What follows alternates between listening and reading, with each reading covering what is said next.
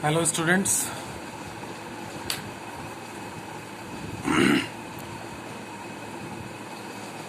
welcome in the series of lectures on spread spectrum communication. So today we will start with DSSS. What is the full form of DSSS?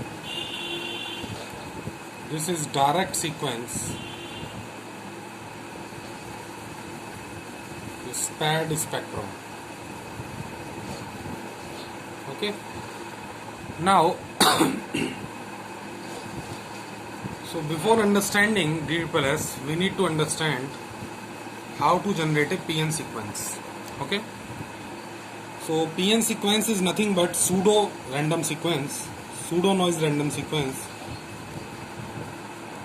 pseudo noise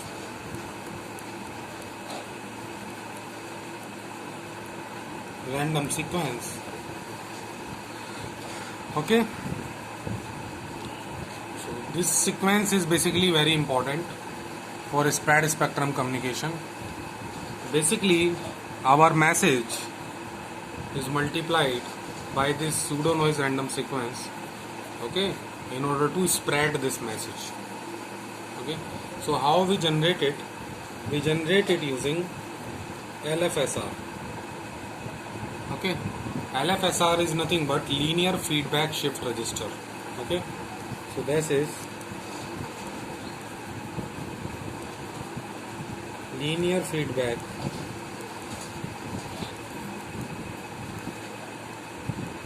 shift register. Okay, so what is the structure of linear feedback shift register? Let us understand this. So in LFSR,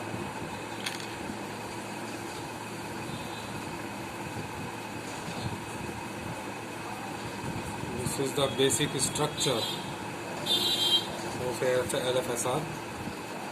These are basically flip-flops. Okay.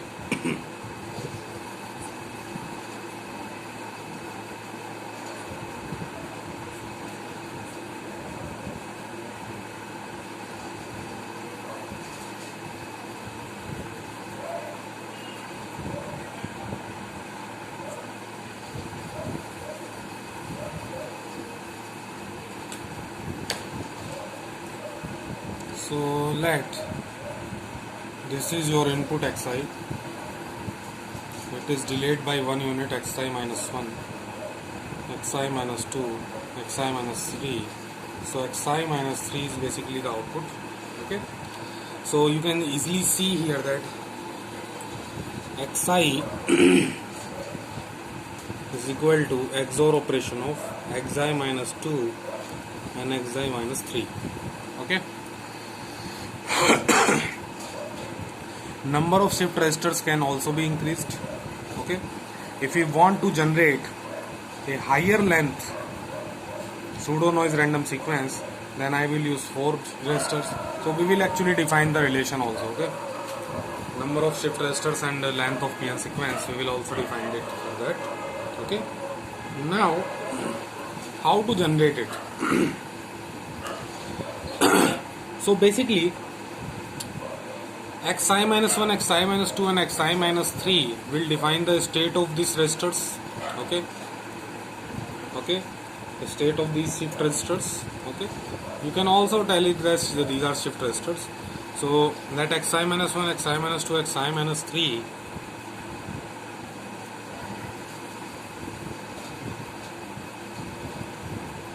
are the states of this register. Okay, and this is, let's suppose, xi. Okay, so let initially the state of shift register is 0 0 0. If the state of shift register is 0 0 0, then the value of xi will also be 0. Okay, and the value of xi is 0. If xi is 0, then we cannot go anywhere. Okay, so the next state will also be 0 0 0 0. So you should avoid this state. Okay, 0 0, all 0 states is to be avoided. Okay, the reason is that if all states are 0, then xi will be 0 according to this formula, and xi will feed it to this, so xi minus 1 next value will be 0 also, so 0 0, so again 0, so this stage will be continued, so we should avoid this situation. Okay, so let us assume that I am starting with all 1 stages. Okay, so I will avoid this stage, I will not use it. So if all 3 stages are 1, then what is the value of xi? Xi minus 2 and 3, this is nothing but the XOR operation, xi minus 2 plus xi minus 3, that is 0. Okay, next it will go to this xi minus 1, it will go to xi minus 1, so the next value of xi minus 1 will be 0. So 1 will be shifted here, this 1 will be shifted here. So what is the XOR operation of this? That is again 0. So this 0 will come here, this 0 will come here, this 1 will come here. So what will be xi? In this time it will be 1. So then 1 will go there, 0 0, this is 0 0 1 0, that is again 1, and next is 1 0 1, that is again 1. Okay, so next is 1, this 1 will go here, that is 0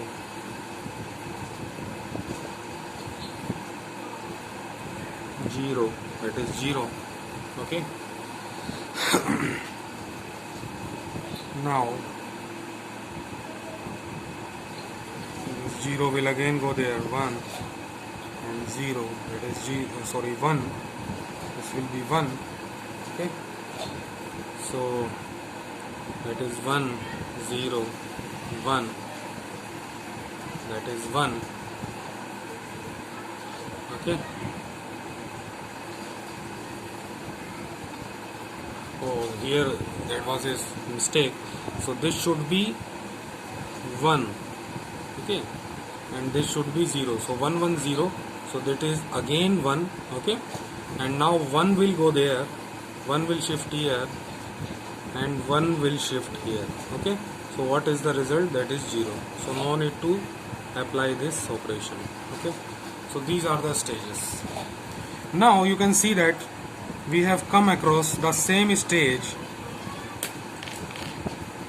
we have come across the same stage 1 1 1 0 from where we started. Okay, so here we will stop, and what is output? Xi minus 3, so I will take output from first stage to the stage previous to this. Okay, so this is the output, so the output is 111 00 10. Okay, so how many digits are there in this? 1 2 3 4 5 6 7, so 7 digits are there in this PN sequence. Okay, so there is a generalized rule that if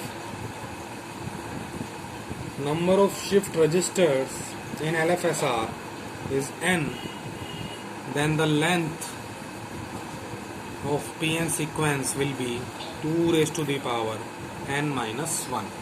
Okay, so by this rule we generate a pseudo noise random sequence. Okay, now let's come back to DSSS, direct sequence spread spectrum. As we have understand how PN sequences are generated, so now we can start our discussion on DSSS, because in DSSS PN sequence generators are used. Okay, so let us start with DSSS. So DSSS is nothing but direct sequence spread spectrum. So what is the basic idea behind DSSS?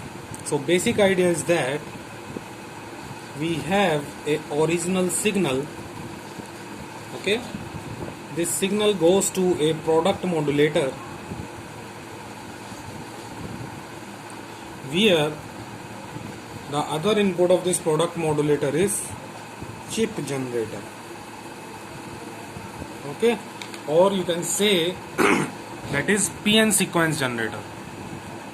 So basically the output of PN sequence generator is multiplied with your original signal, and in result of that you get a spreaded signal. Okay, so this is the very basic idea behind this. Okay, so DSSS scheme is defined for baseband communication as well as for passband communication. It is also defined. Okay, so for baseband communication,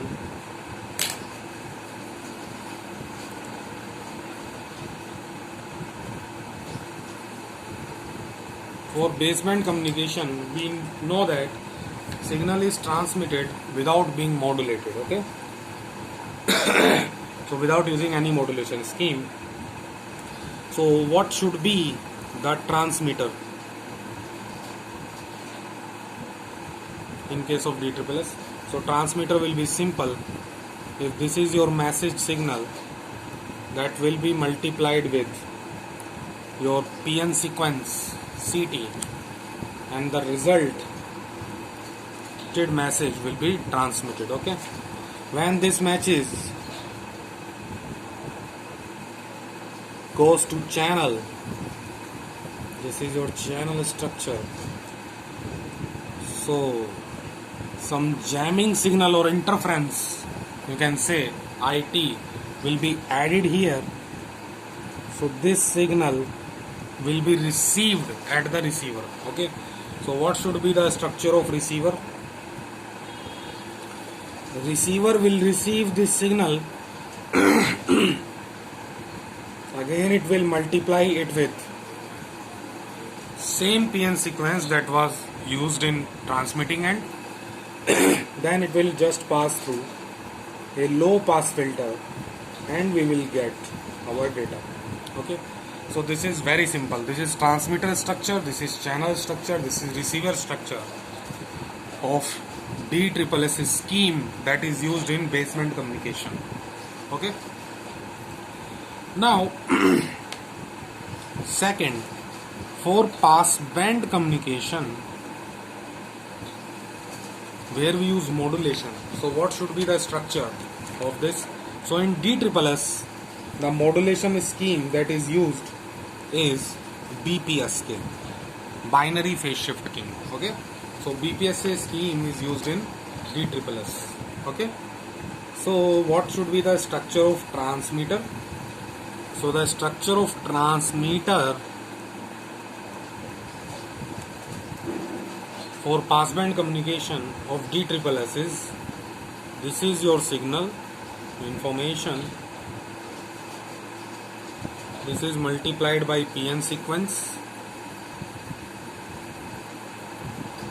then the resulted signal is passed through a line coding scheme, that is NRZ, polar line coding. Okay, here we have generated a signal ST. Now this is passed through a BPSK modulator and then this signal is transmitted. Okay, so here we use a carrier, that is 2 upon TV under root cos 2 pi FCT. This is in the form of basis function, that's why you are seeing it in this form. Okay, so what will be the output? ST into phi t. Okay, so this is simple. Here is your message, you just multiply it by PN sequence, then passed it to a NRZ polar line coding scheme, again passed it into BPSK modulator. So this signal will be transmitted. Okay, so what will be the structure of channel and receiver in that case? So ST into phi t, ST into phi t will goes in channel. So in channel some jamming signal will be added So what will be the signal? ST phi t plus IT. Okay.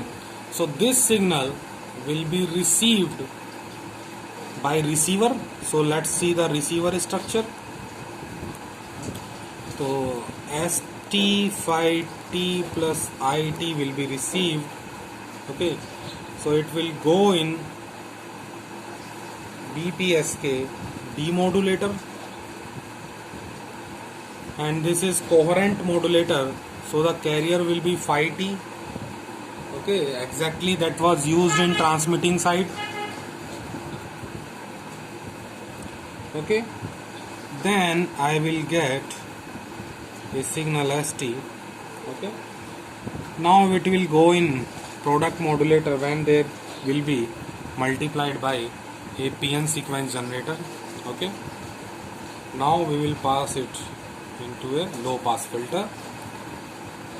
Here I will apply sampling. The output of low pass filter will be sampled at every bit duration. Okay, now this will go in a decision device where there will be a threshold value lambda. So let's say this is R, so the output will be 2 if R is greater than lambda, if R is less than lambda. So if R is greater than lambda, the result will be in the favor of 1. Okay, result will be in the favor of 1. So if R is less than lambda, the result will be in the favor of 0. Okay, so this is your DSSS receiver, and obviously it is for passband communication. Okay, so this is your channel. Okay, so this is all about your DSSS. Okay, now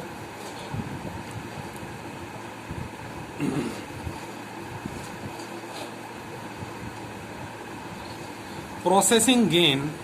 If I want to calculate processing gain for DSSS scheme, okay, so processing gain for DSSS scheme, so processing gain of DSSS scheme is nothing but equal to length of PN sequence. So processing gain is nothing but equal to the length of actual PN sequence which is given. Okay,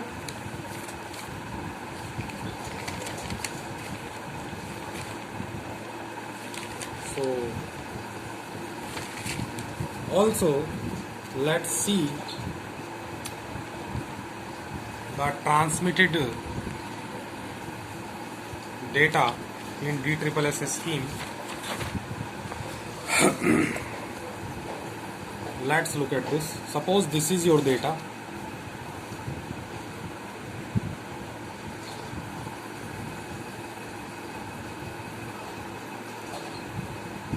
This is the bit duration TB.